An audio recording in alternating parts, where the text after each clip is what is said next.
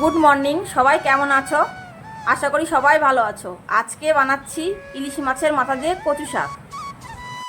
সেই জন্য 3টে ইলিশ মাছের মাথা পরিষ্কার করে ধুয়ে নিয়ে লবণ হলুদ মাখিয়ে নেব। তারপর গ্যাসের উপর একটা কড়াই গরম করে কড়াইয়ের মধ্যে পরিমাণ মতো সরষের তেল দিয়ে ইলিশ মাছের মাথাগুলো এপিট এপিট করে লাল লাল করে ভেজে তুলে নেব। ওই তেলের মধ্যে 4-5 কোয়া রসুন কুচি, একটা পেঁয়াজ কুচি আর 4-5টা কাঁচা লঙ্কা কুচি দিয়ে ভালো করে ভেজে নিয়ে পরিমাণ মতো লবণ হলুদ দিয়ে ভিজিয়ে রাখা 1 মুঠো ছোলা দিয়ে আবারও 5 মিনিট মতো ভেজে নেব। পেঁয়াজটা ভাজা হয়ে গেলে সেদ্ধ করে জল ঝরানো কচুটা পেঁয়াজের মধ্যে দিয়ে আবারও 5 মিনিট মতো ভালো করে রান্না করে নেব।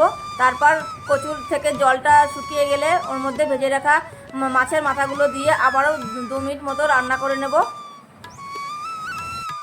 কচুর ঝোলটা শুকিয়ে গেলে সামান্য পরিমাণ চিনি দিয়ে আবারও 2 মিনিট মতো রান্না করলে রেডি ইলিশ মাছের মাথা দিয়ে কচু শাক।